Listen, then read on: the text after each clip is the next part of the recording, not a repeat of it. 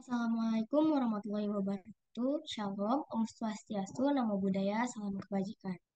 Kami dari kelompok 6 Komstat RA akan mempresentasikan tugas kelompok minggu pertama pada modul 1 yaitu pengenalan objek pada AR. Sebelum itu ada pun anggota di kelompok 6, yaitu yang pertama ada saya, Nadla Juweria, lalu ada Jeremia Susanto, lalu ada Baruna Abirawa, dan ada Kamayada. Oke, langsung aja. Yang pertama, mendefinisikan objek menggunakan tanda panah. Di sini ada variabel A besar dan A kecil. A besar bernilai 1, A kecil bernilai 4. Nah, ketika dijalankan, maka akan muncul 1 dan 4. Lalu, menggunakan tanda sama dengan. Bedanya apa dengan yang tanda panah tadi? Keduanya sama-sama memanggil variabel. Bedanya yang tanda panah itu angka 1 dimasukkan pada variabel A, sedangkan yang menggunakan tanda sama dengan itu setara. Hasilnya bakal sama 1 dan 4. Lalu menggunakan perintah assign. Assign juga sama. Assign huruf A besar itu bernilai 1, dan yang huruf A kecil bernilai 4. Lalu kita menghapus objek tertentu dalam R menggunakan fungsi rm, yaitu penulisannya rm list sama dengan objek kurung kosong. Rm ini fungsinya sebagai menghapus objek. Lalu kita masuk ke struktur data dalam R. Yang pertama itu ada vektor. Vektor adalah objek data paling sederhana dalam R dan semua elemen memiliki tipe kelas data yang sama. Langsung saja ke contohnya yaitu membuat vektor. Kita membuat variabel baru yaitu data 1. Nah, dalam vektor ini kita menggunakan huruf C kecil. Lalu kita masukkan nilai pada data 1 yaitu ada 1, 2, 3, 4, dan 5. Lalu kita panggil data 1. Maka yang muncul adalah 1, 2, 3, 4, 5. Selanjutnya, kita akan menggunakan tipe data karakter, yaitu kita buat variabel data 2 sama vektor, kita isi dengan tipe data karakter, yaitu ada matahari, bulan, bintang. Maka kita panggil data 2 akan muncul matahari, bulan, dan bintang. Selanjutnya, kita panggil variabel yang selanjutnya data 3 menggunakan tipe data logikal, yaitu bernilai true or false. Di sini kita menggunakan vektor 5 lebih besar sama dengan 2. Maka kita buktikan memanggil data 3 apakah dia benar true atau false. Dan hasilnya adalah true, yaitu 5 lebih besar daripada 2. Selanjutnya, kita menggunakan tipe data date atau tanggal. Nah, penulisannya tersebut dapat dilihat pada layar. Variabel data 4 kita panggil vektornya s.date. Nah, di sini kita menggunakan tahun dulu, baru bulan, baru tanggal. Nah, dapat dilihat ketika kita panggil data 4, maka yang muncul adalah 2024 0902.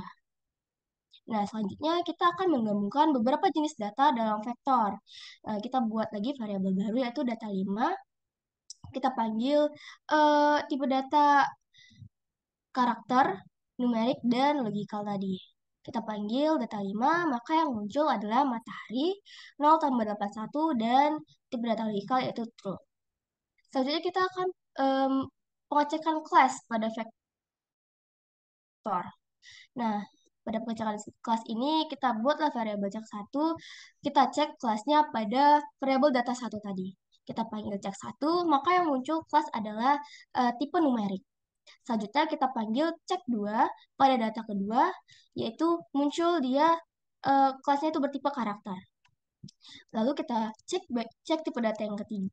Cek tipe data yang ketiga, yaitu pada variabel data 3, kita cek 3, maka yang muncul adalah kelas bertipe logikal. Selanjutnya yang keempat, cek 4, kita memanggil data 4, yang muncul kelas date. Dan yang kelima, kita menggunakan variabel data 5, kita panggil cek 5 yang muncul adalah karakter. Selanjutnya akan dijelaskan oleh teman saya. Baiklah, selanjutnya kita akan ke fungsi khusus. Di sini fungsi khusus ini maksudnya kita menggunakan titik dua untuk menghasilkan urutan bilangan. Di sini tidak perlu mengetik 1,2 sampai 10, melainkan menggunakan titik dua yang langsung menghasilkan urutan bilangan dari 1 sampai ke 10. Kemudian selanjutnya di sini ada vektor numerik yang berurutan increment berbeda. Ini maksudnya ini kita menggunakan sequence ini untuk fungsi agar bisa membuat batas awal yaitu from, kemudian to ini batas akhir dan by ini maksudnya langkahnya. Jadi langkahnya kita ini menggunakan min 2 dan to-nya ini min 20, kemudian from-nya ini dari 0. Jadi dihasilkanlah outputnya seperti ini. Kemudian selanjutnya ke membuat urutan dari 1 ke 10 menggunakan 5 elemen. Nah, di sini kita menggunakan sequence juga. Yang ini kita menggunakan panjangnya ini 5, yang kemudian ini outputnya akan berisi seperti ini, jumlah dari total elemen dalam vektor, kemudian selanjutnya membuat urutan dengan panjang yang sama dengan panjang vektor 1 sampai 7, yang mana di sini maksudnya kita menggunakan vektor S yang panjangnya tuh sama dengan vektor 1 sampai 7, tetapi nilainya ini distribusinya 1 sampai 10. Sehingga di sini sekuensinya 1, 10. Kemudian di sini outputnya akan menghasilkan seperti ini. Selanjutnya di sini kita membuat bilangan berulang. Di sini kita menggunakan fungsi rep dengan 1 sampai 5 dengan ininya 2. Kemudian di sini dihasilkan berulangnya 1 sampai 5, melainkan bukan hanya sekali tapi 2 kali karena menggunakan fungsi rep ini. Kemudian selanjutnya kita menggabungkan elemen tertentu dengan tanpa pemisah. Di sini kita menggunakan fungsi paste. Di sini kita menggunakan huruf A dan diatur eh, jaraknya dari 1 sampai 4. Nah, di sini keluarlah A1, A2, A3, dan A4. Lanjut ke menggabungkan string A. Di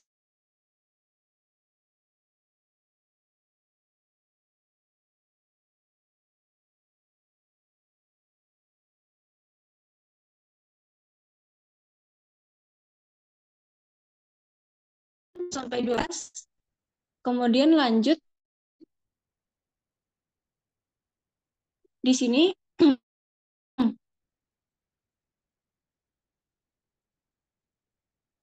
Nah, baik, di sini kita mengubah vektor Y yang menjadi matriks dengan 3 baris dan 4 kolom. Nah, di sini maksudnya 3 dan 4 ini 3 baris dan 4 kolom. Kemudian outputnya menghasilkan seperti ini. Kemudian selanjutnya di sini kita menggunakan Y matrix satu baru, yaitu untuk vektor Y dengan jumlah barisnya ditetapkan 4 n row-nya. Kemudian outputnya seperti ini. Kemudian selanjutnya di sini kita membuat Y matrix 2 dengan spesifikasinya 3 baris dan 4 kolom. Kemudian di sini outputnya secara spesifik juga keluar seperti ini, 3 baris dan 4 kolom. Lanjut, kita ke menggabungkan matriks. Di sini kita membuat matriks A yang nilainya ini dari 2 sampai 10 dalam 3 baris. Kemudian di sini ini nilainya dari 5 sampai 13 dengan disusun 3 baris. Outputnya seperti ini. Kemudian lanjut ke cbind.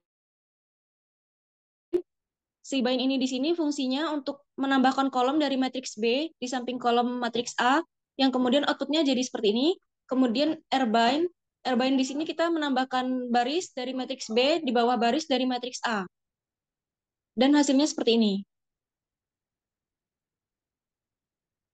Lanjut kita ke array. Nah, di sini di array ini kita membuat array 3 dimensi, yang mana ini dari data 1 hingga 24. Dimensinya diatur 4 baris, kemudian 3 kolom, dan 2 lapisan. Yang outputnya menghasilkan seperti ini. Kemudian selanjutnya kita menggunakan mengakses elemen di array, yang di sini kita menggunakan my array. Ini di sini barisnya 2, kolomnya 3, dan lapisannya 1. Nilai yang diambil ini 10. Kemudian lanjut di sini ke dimensi arraynya, yang mana ini kita menggunakan 2 baris, 6 kolom, dan 2 lapisan. Struktur arraynya ini mengubah menjadi dimensi baru sesuai dengan perintah. Kemudian lanjut ke total sum ini. Nah, ini fungsinya untuk melihat total elemen dari myArray ini tadi. Kemudian dihasilkanlah 300. Kemudian selanjutnya kita ke average. Average ini fungsinya kita untuk melihat rata-rata dari elemen. Fungsi main ini untuk menghitung nilai rata-ratanya. Kemudian selanjutnya akan dijelaskan oleh Baruna. Oke, selanjutnya di sini kita bikin variabel baru yaitu variabel slice menggunakan dari myArray-nya yaitu untuk mengakses baris ke-1 dan kolom kedua menggunakan 1,2 seperti di kode tersebut. Lalu kita membuat vektor karakternya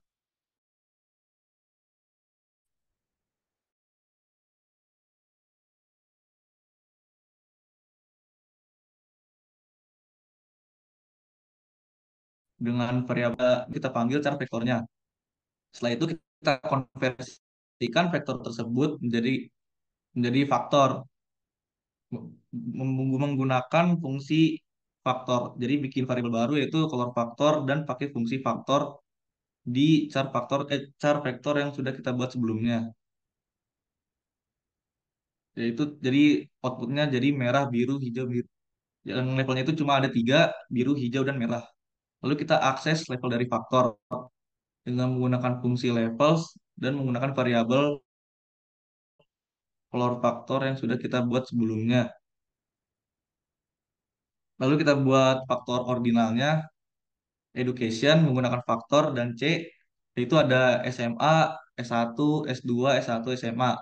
Levelnya itu mulai dari yang terendah ke tertinggi, yaitu SMA, S1, S2. Pakai order through. Outputnya akan jadi seperti ini. Lalu kita ubah level itu menjadi faktor menggunakan level lalu variabel color faktornya. Di situ terdapat panah dan C, biru, hijau, dan merah. Lalu kita panggil lagi variabel color faktornya.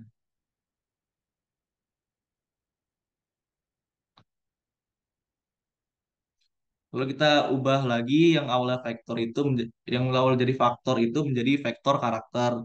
Kita bikin variabel baru, char vektor from faktor menggunakan fungsi as karakter itu diubah. Core faktornya diubah menjadi karakter. Lalu kita panggil char vektor from faktornya jadi karakter lagi, bukan level lagi. Lalu kita selanjutnya bikin data frame df itu data frame pakai fungsi data.frame. Di situ terdapat kolom response dan treatment. Responsnya itu diisi 1, 2, 3, 4, 5. Treatmentnya itu faktor dari A, B, A, B, A. Lalu fungsi def-nya dipanggil.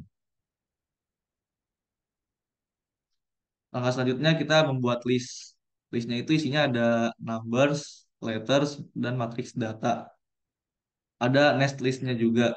Nest listnya itu ada misalkan bisa diisi A-nya 1, B-nya itu teks. Nanti outputnya bakal seperti ini, beda sama yang data frame tadi. Soalnya ini tuh hanya berupa listnya aja. Oke, lanjut ke akses elemen dengan nama. Pakai apa? Tanda dolar. Misalkan list yang udah kita buat tadi, tanda dolar numbers. Itu list yang numbers tadi akan keluar seperti ini. Lalu untuk selanjutnya kita akses elemen dengan indeks list 2. List 2 itu tadi letters, maka yang keluar tadi adalah A, B, dan C.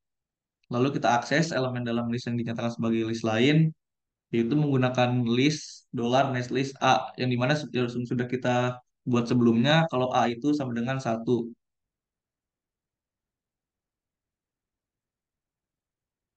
Lalu kita misalkan mau nambahin elemen baru, kita bikin aja list dolar new elemen. Mau masukin apa? Misalkan kita masukin new sama elemen, kita panggil. Jadi ada di sana list baru yaitu new dan elemen.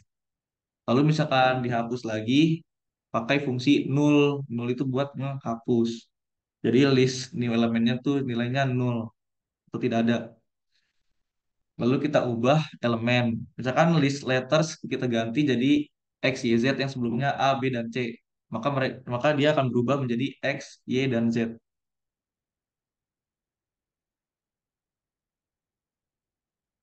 Nah, di sini kita menyusun data dengan list dan membuat beberapa data frame. Ada tiga data frame yaitu def 1, def 2, dan def 3 yang isinya tuh sama. ID-nya 1 sampai 3, value-nya 10, 20, 30, dan seterusnya. Lalu all data dan fungsi list yaitu df1 sama dengan df1, def 2 sama dengan def 2, dan def 3 sama dengan def 3. Lalu jika kita ingin mengakses dan gabungkan semua data frame dalam list, kita membuat variabel combine data dan pakai fungsi do dot call airbind all data. Airbind berarti itu row-nya atau barisnya dari all data.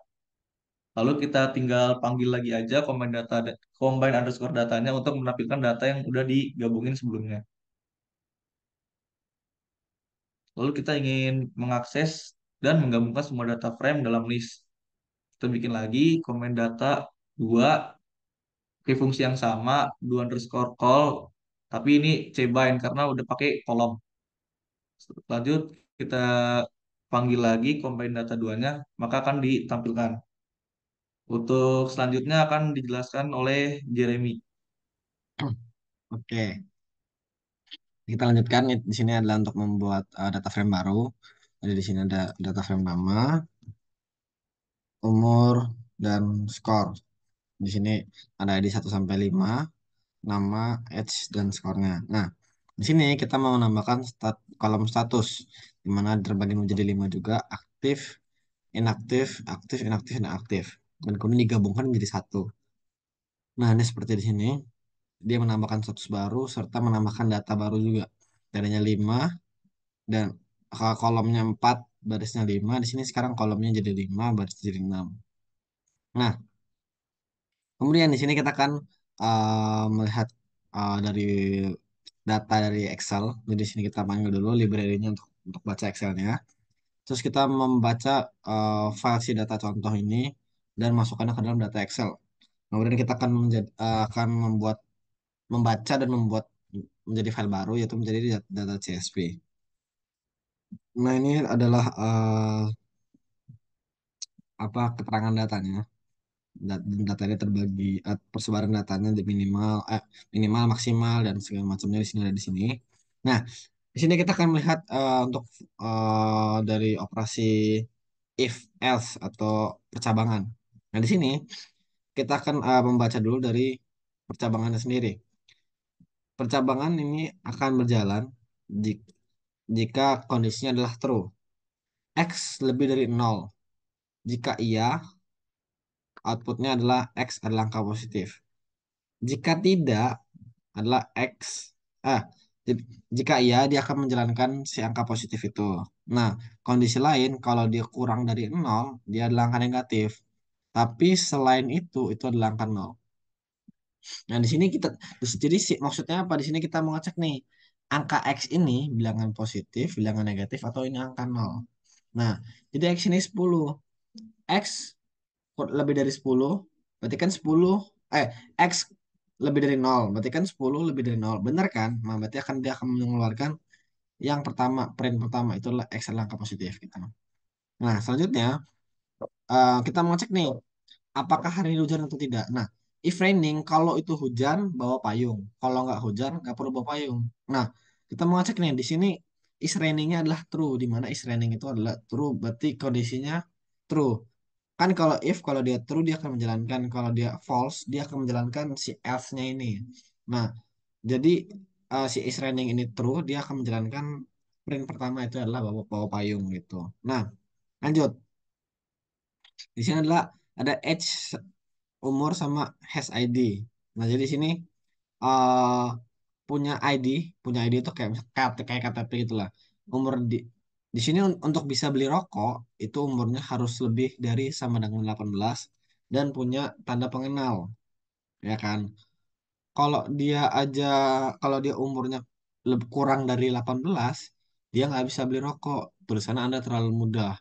Tapi kalau misalkan umurnya umurnya itu lebih dari 18 atau misalkan dia nggak ada ID-nya, dia dia harus menyatakan itu Anda perlu menunjukkan ID. Nah, jadi di sini kita lihat umur dia 25, terus dia punya tanda pengenal. Jadi jawabannya lah dia dapat membeli rokok. Nah, kita mulai nih misalkan kalau dia umur 25 tapi dia false.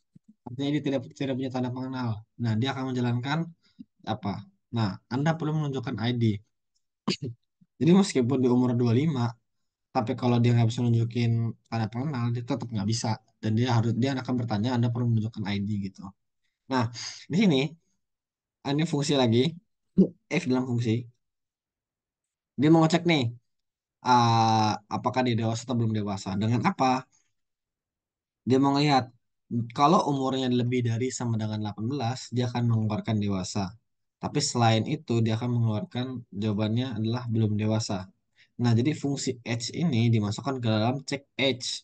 Jadi jadi fungsi yang if ini itu dimasukin ke dalam si check age-nya nih. Jadi tinggal panggil check age-nya aja, maka fungsi di dalamnya itu kan dijalankan. Nah, kita mau cek kan, nah 20 itu lebih besar sama dengan 18 nggak? Benar, dia keluarlah dewasa. Nah, kalau 16 itu kan lebih kecil dari 18. Berarti kan percabangannya ini salah. Nah, dia akan menjalankan si else, yaitu belum dewasa. Nah, di sini ada lagi nih, menggunakan is if else untuk vektor.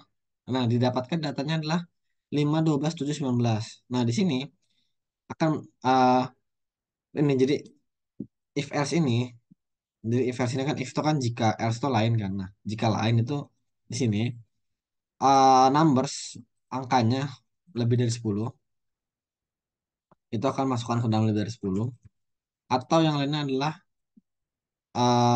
10 atau kurang. Jadi maksudnya jika kondisi ini terpenuhi, jika kondisi numbers lebih dari 10 itu akan menjalankan lebih dari 10. Tapi else selainnya itu akan menjalankan 10 atau kurang. Sedangkan di sini 5, 12, 7, 19. Nah, jawabannya itu adalah apa? Dia akan ngecek satu-satu.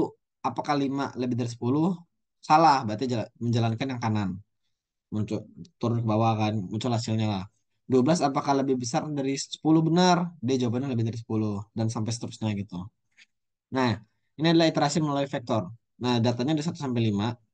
Kemudian dia akan untuk angka, untuk number di dalam numbers, print number. Nah, jadi maksudnya gimana? Number, jadi number ini si si variabel number ini adalah angka. Jadi sebenarnya nggak harus number. Misalkan gini, misalkan number nah gini. Nah, gini. Jadi dia itu akan ngeprint sebanyak numbers. Numbersnya kan 5 nih, 5. Nah, dia akan memunculkan si number. Jadi untuk number di dalam numbers. Jadi jangan number dia jelek lah. Untuk X nih. Untuk X di dalam numbers berarti untuk X di dalam ini berarti kan ada 5 kan. Dia akan memunculkan number. Misalkan ini ada 7, ada 6. Nah, di bawah itu kan keluar 6 juga. Ini kan 5 ya. 1, 2, 3, 4, 5. Ini ada 5. Dia akan keluar 5. 1, 2, 3, 4, 5, 6. Nah, dia akan keluar 6 sebanyak ya, di dalam data numbers ini gitu. Nah, terus selanjutnya adalah di dalam variable names memasukkan vektor Alice, Bob, sama Charlie. Nah, untuk i di dalam sequence along names ini di dalam sini print paste. Nah, paste ini adalah gunanya untuk menggabungkan fungsi atau menggabungkan variabel dengan si string ini. Nah, jadi sini i-nya ini adalah banyak data dari sini. Berarti kan ada 1, 3 kan. Berarti dia akan menentukan 1, 2, dan 3. Terus eh si names-nya ini, names i-nya ini adalah indeks dari setiap nama ini. Oke. Terus ini kita menggunakan perulangan for. Ada 4 data di sini dengan totalnya masih 0 nih. Nah, dia mau cek nih untuk number di dalam numbers. Dia mau cek total sama dengan plus number. Dia mau jadi artinya dia mau nambahin semuanya ini. Berarti kan total kan awalnya 0. 0. 0 sama dengan 0 plus number gitu misalkan kan. Nah, awalnya 5, masuklah 5 di sini. Berarti kan akan menjalankan sini jadi 5 nih tot. Jadi iterasi pertama itu 0, 0, 0 plus 5. Iterasi kedua adalah 5 sama dengan 5 plus 10. Sampai terakhir total 50 gitu. Terus di bawahnya adalah count 1. Countnya sama dengan 1. Terus dia mau lihat nih. Jadi di sini adalah while. While itu adalah perulangan di mana kalau kondisinya true, dia akan terus berjalan sampai kondisinya false. Jadi dia ini nggak ada batasnya sebetulnya. Nah, jadi lihat nih. Jadi selagi kondisinya true, dia akan menjalankan. Di sini tuh dia mau ngitung nih. Satu sampai dia tuh sama lebih dari atau sama dengan 5. Dia mau berapa kali perulangan gitu kan. Nah, di sini kan lima kali perulangan karena kan satu tambah satu dua, satu tambah satu ditambah satu dua, dua tambah satu tiga, tiga tambah satu empat, empat tambah satu lima gitu kan. Nah, kalau misalkan ini 100 nih, dia akan panjang sampai 100 juga. No, jadi itu jadi berarti kan dia berhenti di 100 nih. Berarti kan 100 tambah satu kan udah 101. Nah, dia udah nggak bisa lagi. Kondisinya harus true gitu. Jadi dia makanya dia berhenti di sini. Terus uh, menghitung faktorial di sini ada numbernya 5, faktorialnya satu. Jadi mau cek nih, apakah number lebih dari satu? Benar. Dia akan menjalankan di bawahnya ini nih. Nah, berarti artinya adalah faktorial sama dengan faktorial kali number. Nah, satu sama dengan satu kali 5, ya kan? Terus si number itu tadinya kan 5 5 sama dengan 5 kurang satu 4. Berarti artinya tuh kalau nggak salah 5 kali 4 kali 3 kali 2 kali satu. Kita coba cek ya dia kalkulator 5 kali 4 kali 3 kali 2 kali satu. Iya benar. Jadi dia tuh jadi ya, awalnya kan 5. Jadi tuh dia 5 kali 4 kali 3 kali 2 kali satu gitu. Itulah pokoknya ya. Nah, terus ini kita menghindari loop tak terbatas. Yang artinya apa? Di sini uh, sebenarnya ini kan buat keterangannya aja ya. Sebenarnya kalau nggak menampilkan ini juga nggak masalah sih sebenarnya. Jadi misalkan ini uh, gini misalkan. Nah, dia menunjukkan gitu aja. Nah, banyak ininya, banyak counternya. Jadi itu menunjukkan 5. Oh, iya iya benar benar benar. Jadi counter ini dia uh, kan datanya dia punya satu nih. Dia mau berapa? Dia menampilkan datanya, terus ditambahin. Jadi kan munculnya satu, bawahnya dua nih. Terus dia akan ngulang lagi. Satu, dia punya data satu, dia tampilin satu, ya kan? Tampilin satu. Terus bawahnya dua. Ketika perulangan kedua, dia akan ambilkan dua. Terus ditambahin satu bawahnya. Jadi kayak di sini tuh awalnya satu, dua, dua, tiga, tiga, empat, empat, lima, lima selesai gitu.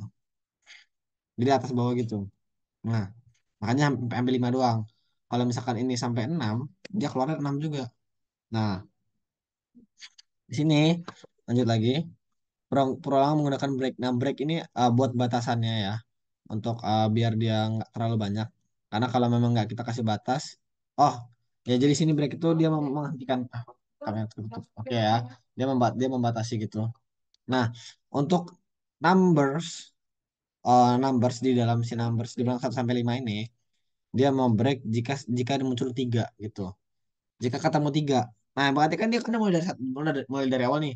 Satu, dua, tiga dia berhenti. Nah, coba kalau misalkan kita tambahin di tengah ini, misalkan tambahin 6. Nah, dia akan keluar 6, habis 6 dia berhenti. Nah, kan? Satu, dua, dua, 6 set berhenti, 3, 4, 5 gitu. Lanjut. Perulangan menggunakan next. Nah, next ini adalah artinya dia akan nge-skip gitu. Jadi sini tuh fungsinya di dalam numbers, di dalam si 1 sampai 5 ini, dia mau cari untuk angka genap. Artinya yang dibagi 2 itu sama dengan 0. Kalau ada, kita skip.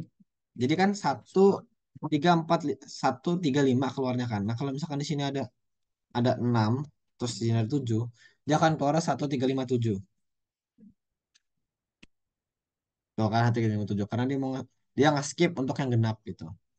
Nah, yang bawahnya sama.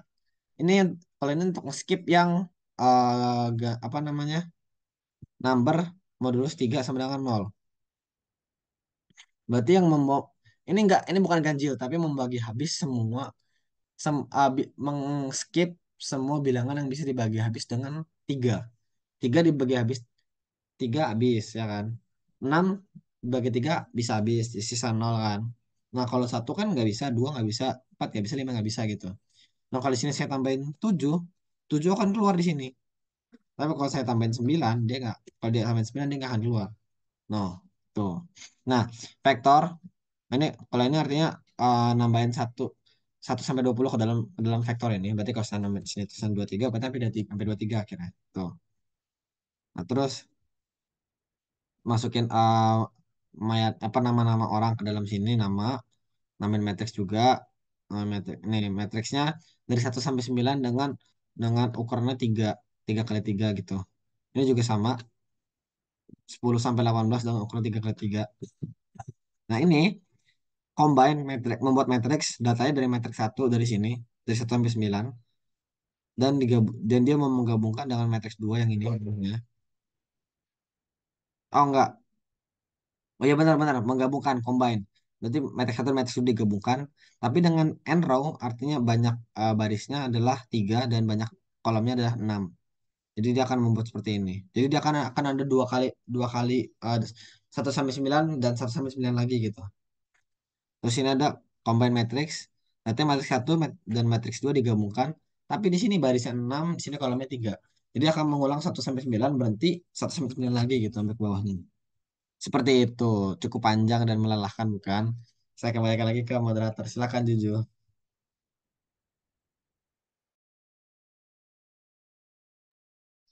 Ya, baik, itu tadi presentasi dari kelompok 6.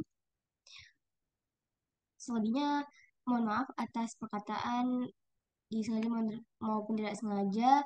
Itu tadi dari kita. Sekian dan terima kasih.